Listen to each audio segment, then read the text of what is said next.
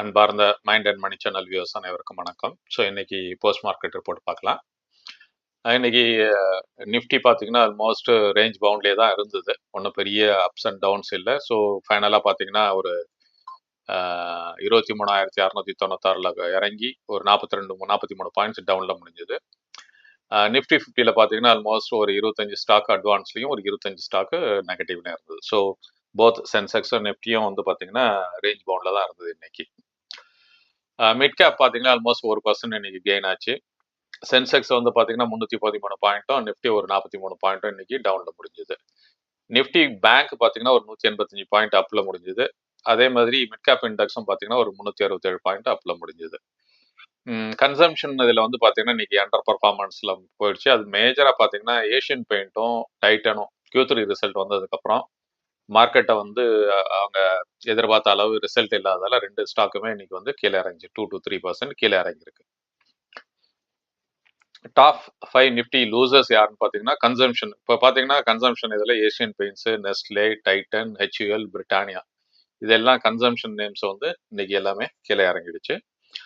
Oil and gas stocks வந்து பார்த்தீங்கன்னா அதாவது டொனால்ட் ட்ரம்ப் வந்து அந்த டேரிஃபை வந்து பாஸ் பண்ணதால இப்போ இதில் கொஞ்சம் அவங்களுக்கு வந்து அதனால பார்த்தீங்கன்னா இந்த ஆயில் அண்ட் கேஸ் ஸ்டாக்ஸ் வந்து கொஞ்சம் பாசிட்டிவாக இன்னைக்கு போச்சு. ONGC, BPC எல்லாமாங்க டாப் நிஃப்டி கெய்னரில் இருக்காங்க. அதே மாதிரி பார்த்தீங்கன்னா ரிசல்ட் இன்னும் வர வேண்டியது இருக்கிறதுல பார்த்தீங்கன்னா ஐடிசி, SBI வந்து நாளைக்கு வந்து ரிசல்ட் வருது. அதில் SBIயும் வந்து ஹீரோ மோட்டோகாப்க்கு நாளைக்கு வருது. ஸோ ஹீரோ மோட்டோகாப் வந்து ஒரு மைனர் கெயினில் வந்து முடிஞ்சது இன்னைக்கு. ஸோ நாளைக்கு வந்து Q3 ரிசல்ட் வரும்போது தான் தெரியும் SBIயும் ஹீரோவுக்கும் நாளைக்கு எப்படி ரிசல்ட் வரப்போகுது அப்படின்றத. அதுக்கடுத்து பார்த்தீங்கன்னா Nippon life, CAMS, BSE, CDSL, MCX, HDFC AMC இவங்க எல்லாம் மிட் கேப் கெய்னர்ஸாக இருந்திருக்காங்க. இப்போ இந்த ஸ்டாக் எல்லாமே பார்த்தீங்கன்னா ஒரு லாஸ்ட் 10 டேஸ்க்கு முன்னாடிலேருந்து பார்த்தீங்கன்னா அதாவது ஜனவரி லாஸ்ட் வீக்லேருந்து பார்த்தீங்கன்னா இறங்கிட்டே இருந்தது. எல்லாமே CDSலாம் க்ளோஸ் டு 15-20% இறங்கிச்சு. ஸோ இந்த ஸ்டாக்ஸ் எல்லாம் இறங்கி இந்த ஸ்டாக்கு கொஞ்சம் இன்னைக்கு கெய்னிங்கில் முடிஞ்சிருக்கு. அபவுட் இந்தியா பார்த்தீங்கன்னா ஆல்மோஸ்ட் 6% சர்ஜ் ஆயிருக்கு. அவங்களுடைய Q3 ஏர்னிங்ஸ் வந்து நல்லா கொடுத்ததால. கோத்ரேஜ் ப்ராப்பர்ட்டிஸ் வந்து ஓரளவுக்கு நல்லா தான் கொடுத்துருந்தாங்க. பட் ஆனால் இன்னைக்கு வந்து 4% வந்து இன்னைக்கு இறக்கிட்டாங்க அந்த ஸ்டாக்கை பொறுத்த வரைக்கும். அதே மாதிரி பார்த்தீங்கன்னா ஐஜிஎல் வந்து போனஸ் ஷேர் கொடுத்தாங்க. போனஸ் வந்ததுக்கு அப்புறம் பார்த்தீங்கன்னா இன்னைக்கு வந்து ஒரு 5% அப்ல முடிஞ்சது. இதுக்கு ரீசன் என்னன்னு பார்த்தீங்கன்னா இப்போ டெல்லி எலெக்ஷன் முடிஞ்சிருச்சு. இன்னைக்கு டெல்லி எலெக்ஷன் முடிஞ்சோன்னா பார்த்தீங்கன்னா ப்ரைஸ் இன்க்ரீஸ்க்காக பண்ண போறாங்க. மற்ற கேஸ் ஏஜென்ட்ஸ்லாம் பண்ணிட்டாங்க. அவங்க ஐஜிஎல் பண்ணாமல் இருந்தாங்க. ஸோ இப்போ வந்து டெல்லிக்காக அவங்க வெயிட் பண்ணிட்டு இருந்தாங்க எல்பிஜிக்கெல்லாம் ப்ரைஸ் இன்க்ரீஸ் பண்ணுறதுக்கு. ஸோ டெல்லி எலெக்ஷன் இன்னைக்கு முடிஞ்சோன்னே இன்னைக்கு ப்ரைஸ் ஏற்ற போகிறாங்க. ஜைடஸ் லைஃப் பார்த்தீங்கன்னா அவங்களும் பார்த்தீங்கன்னா இன்லைன் வித் ஏர்னிங்ஸ் வந்து பார்த்தீங்கன்னா இன்லைன் வித் மார்க்கெட் எக்ஸ்பெக்டேஷன் தான். பட் ஆனால் Q3 ஸ்டாக்ஸ் வந்து இன்னைக்கு ஃப்ளாட்டாக தான் முடிஞ்சது. மார்க்கெட் பிரெத்தை பார்த்தீங்கன்னா ஓவராலாக ஃபேவர் அட்வான்ஸுக்கு இருந்தது. அட்வான்ஸ் டிக்ளைன் ரேஷியோ வந்து 5:2 இருந்தது. ஸோ டாப் கெய்னர் பார்த்தீங்கன்னா நிஃப்டி 50 பொறுத்த வரைக்கும் Hindalco 2.9, ITC 2.9, ONGC 2.7, Apollo hospitals 2.4, BPCL வந்து 2.2. ஐடிசி ஹோட்டலை பொறுத்த வரைக்கும் இப்போ வந்து யாரெல்லாம் வந்து இண்டெக்ஸஸ் நிஃப்டி 50 இண்டெக்ஸ் வச்சிருக்காங்களோ அவங்களுக்குலாம் ஐடிசி ஹோட்டல்ஸ் கிடைச்சிருக்கும். அந்த ஐடிசி ஹோட்டல் ஸ்டாக்ஸை வந்து நிச்சயமாக அவங்க மார்க்கெட்டில் ரிலீஸ் பண்ணுவாங்க. இப்போ ரிலீஸ் ஆகும்போது இந்த ஸ்டாக் கொஞ்சம் வாலட்டைலில் இருக்கிறதுக்கான ஆப்பர்ச்சுனிட்டி இந்த மந்த்தில் இருக்குது. அப்புறம் வந்து லூசர்ஸ்ல பாத்தீங்கன்னா டைட்டனை வந்து பாத்தீங்கன்னா Q3 ரிசல்ட்டுக்கு அப்புறம் இறக்கிட்டாங்க. அதை பிரிட்டானியா 1.96, ஏஷியன் பெயிண்ட்ஸும் பாத்தீங்கன்னா ஏஷியன் பெயிண்ட்ஸும் டைட்டனும் இன்னைக்கு வந்து மேஜர் புல் டவுன் இருந்தது நிஃப்டி 50 ஸ்டாக்ஸ்ல. LNT வந்து 1.53, நெஸ்லே இண்டஸ்ட்ரீஸும் பாத்தீங்கன்னா இன்னைக்கு 2.17ல முடிஞ்சது. அதே மாதிரி கெய்னர்ஸ் யாருன்னு பாத்தீங்கன்னா நிஃப்டி மிட் கேப் 50ல பாத்தீங்கன்னா லூபின் வந்து 3.6, CG power 3.6, PB fintech 3.1, HDFC AMC வந்து பாத்தீங்கன்னா 3.1, பெட்ரோநெட்டும் பாத்தீங்கன்னா இன்னைக்கு ஒரு 3% ஏறி இருக்கு. இதுல பாத்தீங்கன்னா லூசர்ஸ்ல பாத்தீங்கன்னா கோத்ரேஜ் ப்ராப்பர்ட்டிஸ் ஒரு 4%, ஃபினிக்ஸ் வந்து 4.9%, சுந்தரம் ஃபைனான்ஸ் 0.7, SBI கார்டு பாத்தீங்கன்னா 1.8, பாரத் ஃபோர்ஜ் பாத்தீங்கன்னா 1.2. SBI கார்டும் பாத்தீங்கன்னா ரொம்ப நாளா வந்து 700ல 725 அந்த ரேஞ்சில இருந்தது. சரசரன ஒரு 1 வீக்ல இது வந்து 821 வரைக்கும் போயிடுச்சு. இது அடுத்தது இண்டெக்ஸ்ல பாத்தீங்கன்னா இன்னைக்கு நிஃப்டி 50ல 0.18, நிஃப்டி 100.03 வந்து பார்த்தீங்கன்னா, மற்றபடி பார்த்தீங்கன்னா ஸ்மால் கேப் வந்து இன்னைக்கு 1.85 இதுதான் வந்து மேஜர் வினராக இருந்திருக்காங்க இன்னைக்கு. செக்டோரியல் பொறுத்த வரைக்கும் செக்டோரியல்ல வந்து பார்த்தீங்கன்னா நிஃப்டி எஃப்எம்சிஜி வந்து பார்த்தீங்கன்னா 1.56 டவுன்ல இருந்தது. அதே மாதிரி நிஃப்டி ரியாலிட்டி வந்து பார்த்தீங்கன்னா 1.85, நிஃப்டி கன்சியூமர் டியூரபிள் பார்த்தீங்கன்னா 1.03 இருந்தது. மீடியா வந்து பார்த்தீங்கன்னா 1.79, நிஃப்டி மெட்டல் வந்து 1.59, அதே மாதிரி பார்த்தீங்கன்னா நிஃப்டி ஆயில் அண்ட் கேஸ் 1.46 இருந்தது. செக்டோரியல்ல வந்து அதர் தென் ஒரு 4 செக்டரை தவிர மீதி செக்டர்ஸ் வந்து கிரீன்ல தான் இருந்தது இன்னைக்கு. ஸோ டாப் கெய்னர்ஸ்ல பார்த்தீங்கன்னா இன்னைக்கு யாருன்னு பார்த்தீங்கன்னா JSW energy, union bank, Adani green, bank of Baroda, Adani energy, REC, Canara bank, Hindalco, ITC hotels and cements இதெல்லாம் வந்து கெய்னர்ல இருந்தாங்க. யூனியன் பேங்க்கும் பார்த்தீங்கன்னா ஒரு நல்ல ரிசல்ட் கொடுத்துருக்காங்க. அதே மாதிரி பார்த்தீங்கன்னா அவங்களுடைய ரிசல்ட்டை வச்சு இந்த ஸ்டாக்கும் வந்து பார்த்தீங்கன்னா இன்னைக்கு நல்லா அப்ல முடிஞ்சது. லூசர்ஸ்ல பார்த்தீங்கன்னா Bajaj holding, Bosch, Titan, Britannia, Asian paint, DMart, L and T, Nestle, Hindustan Unilever, Maruti Suzuki இதெல்லாம் லூசர்ல இருந்தாங்க. ஸோ இது ஒரு டேட்டா பாருங்க. அதாவது ஜனவரி க்ளோசிங் செக்டோரியல் பர்ஃபார்மன்ஸ் இந்த ஜனவரியில எப்படி பர்ஃபார்ம் பண்ணிருக்கு அப்படின்னு பார்த்தீங்கன்னா இது வந்து ஐசிஐசி டைரக்ட்ல இருந்து கிடைச்ச ஒரு டேட்டா பாயிண்ட். ஸோ இதில் பார்த்தீங்கன்னா ஹையஸ்ட் வந்து பார்த்தீங்கன்னா கன்சியூமர் டியூரபிள்ஸ் வந்து 10.6% வந்து ஜனவரியில இறங்கியிருக்கு. அதுக்கடுத்த செக்டர் பார்த்தீங்கன்னா பிஎஸ்சி ஸ்மால் கேப் வந்து பார்த்தீங்கன்னா 10.1, பவர் வந்து 9.6, real estate 8.9, capital goods 8.3, BSc mid cap 8.1, health care 8, BSc bank வந்து 5.5, 4.3 வந்து பார்த்தீங்கன்னா ஆயில் அண்ட் கேஸ், ஐடி 4.2, அதே மாதிரி பார்த்தீங்கன்னா பேங்க்ஸ் 2.9, மெட்டல்ஸ் 2.5, ஆட்டோ வந்து 0.2, எஃப்எம்சிஜி வந்து பார்த்தீங்கன்னா ப்ளஸ்ல வந்து 1.4%. ஸோ பார்த்தீங்கன்னா ஜனவரி வந்து ஆல்மோஸ்ட் எல்லா செக்டர்லையுமே வந்து பயங்கரமா அடி வாங்கியிருக்கு. ஸோ இதை வந்து பார்த்துக்கிட்டே இருந்தாவே தெரிஞ்சிடும். இப்போ பட்ஜெட்டுக்கு அப்புறம் இந்த செக்டர்லாம் எப்படி பர்ஃபார்ம் ஆகுன்றத ஜனவரி பிப்ரவரி 1 தான் பட்ஜெட் வந்து. ஸோ இப்போ பார்க்கலாம் இது எந்த மாதிரியான இந்த மந்த்துக்கு வந்து எந்த மாதிரியான செக்டர் வைஸ் பர்ஃபார்மன்ஸ் இருக்க போகுது அப்படின்றத மந்த் எண்டில் பார்க்கலாம். அதுக்கடுத்து பார்த்தீங்கன்னா Q3 ரிசல்ட்ஸ். Q3 ரிசல்ட்டை பொறுத்த வரைக்கும் டொரண்ட் பவர் சோர்ஸ் பார்த்தீங்கன்னா ஆல்மோஸ்ட் டொரண்ட் பவர் வந்து பார்த்தீங்கன்னா ஆல்மோஸ்ட் 7% அப்ல முடிஞ்சது. அதுக்கு ரீசன் என்னன்னு பார்த்தீங்கன்னா அவங்களோட ப்ராஃபிட் வந்து 31% இயர் ஆன் இயர் பேசிஸ்ல ஆயிருக்கு. அதே மாதிரி ரெவன்யூ பொறுத்த வரைக்கும் 2.1% இயர் ஆன் இயர் பேசிஸ்ல இன்க்ரீஸ் ஆயிருக்கு. அதே மாதிரி இதுல பாத்தீங்கன்னா அவங்களுடைய எபிட்டா வந்து பாத்தீங்கன்னா 6.5% இயர் ஆன் இயர் பேசிஸ்லயும், எபிட்டா மார்ஜின் பாத்தீங்கன்னா ஒரு 60 பேசிஸ் பாயிண்ட்ஸ்லயும் அப்ல முடிஞ்சிருக்கு. ஸோ பாத்தீங்கன்னா ஓவரால் பாத்தீங்கன்னா இன்னைக்கு இந்த ஸ்டாக் வந்து ஆல்மோஸ்ட் 7% வந்து அப்ல முடிஞ்சுது.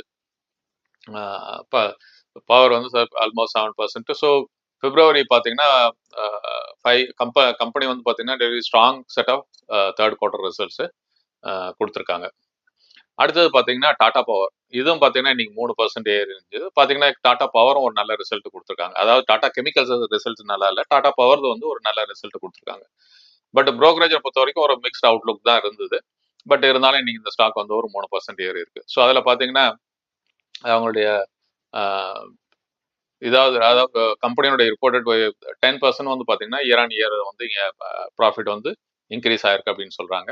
அதே மாதிரி பார்த்தீங்கன்னா அது மார்க்கெட் எக்ஸ்பெக்டேஷனோட கொஞ்சம் நல்லா தான் பண்ணியிருக்காங்க. ஏர்னிங்ஸும் கொஞ்சம் பூஸ்ட் ஆயிருக்கு அப்படின்னு சொல்றாங்க. அதே மாதிரி பார்த்தீங்கன்னா across core business, generation, transmission, டிஸ்ட்ரிபியூஷன்ல வந்து அண்ட் ரினியூவபிள்ஸ்ல வந்து ஒரு நல்ல ஒரு ஏர்னிங்ஸ் ஓவராலாக பார்த்தீங்கன்னா எல்லா செக்டர்லையும் ஒரு நல்ல ஏர்னிங்ஸ் கொண்டு வந்திருக்காங்க.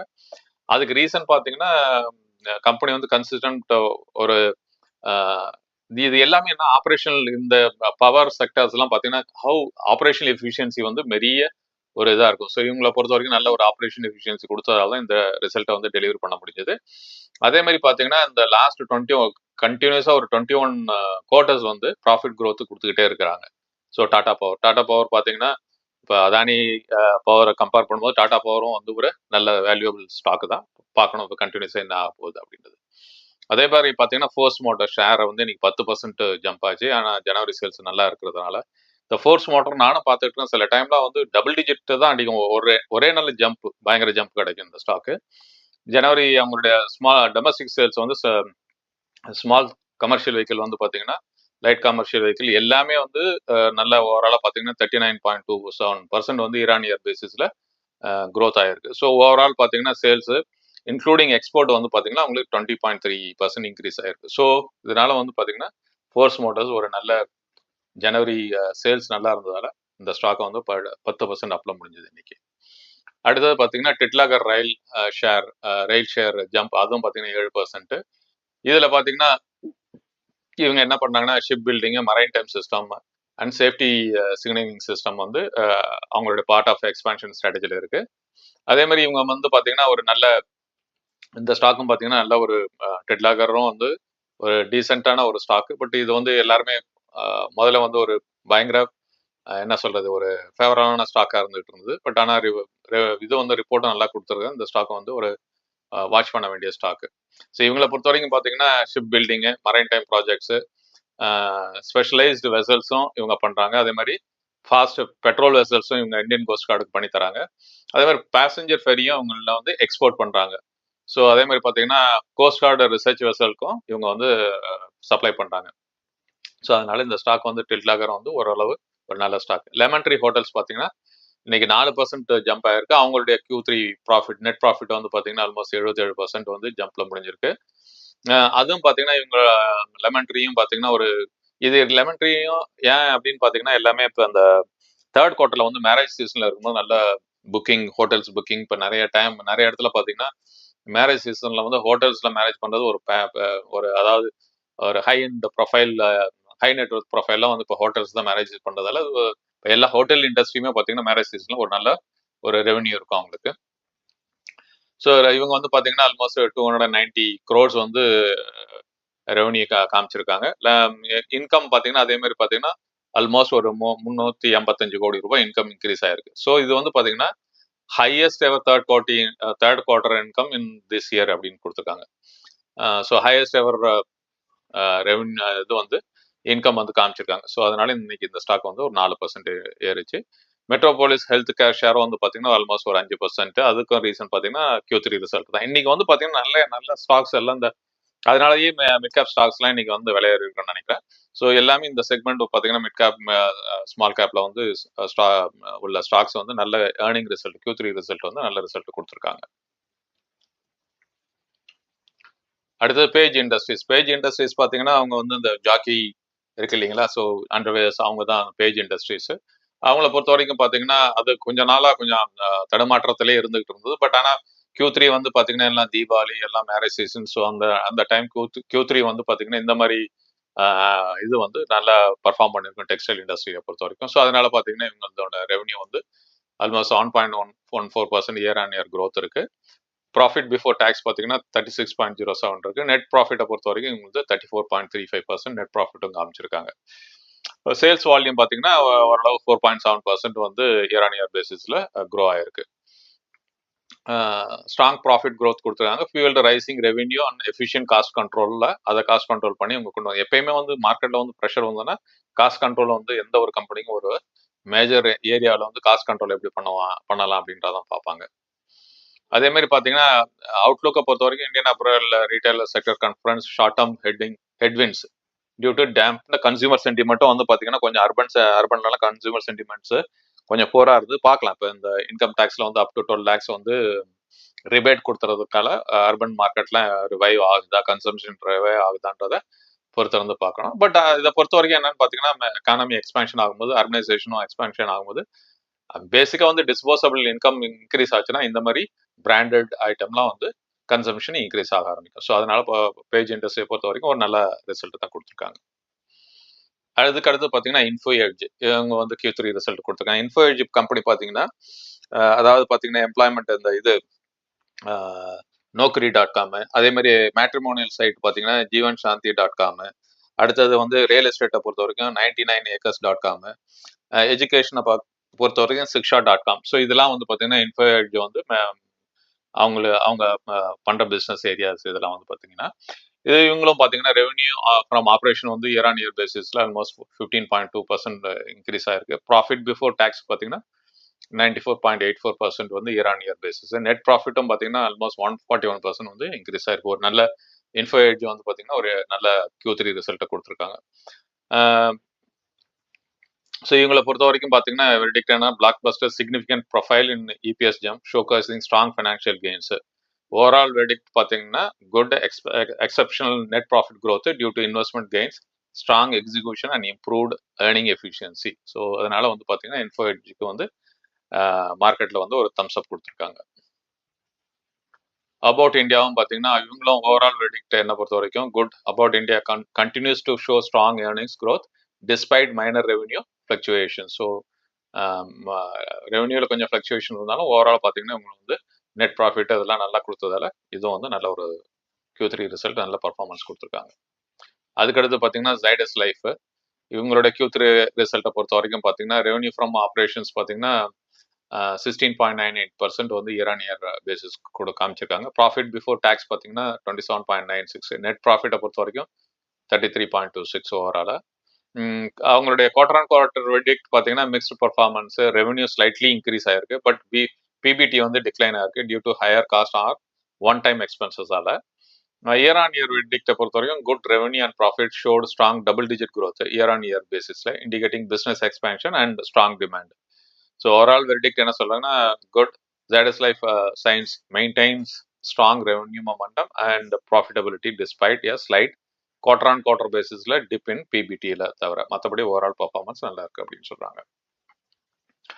தேங்க்யூ. இந்த வீடியோ பிடித்திருந்தால் லைக் செய்யவும், ஷேர் செய்யவும், உங்கள் கமெண்ட்டை பதிவு செய்யவும், மறக்காமல் சப்ஸ்கிரைப் செய்யவும். நன்றி, வணக்கம்.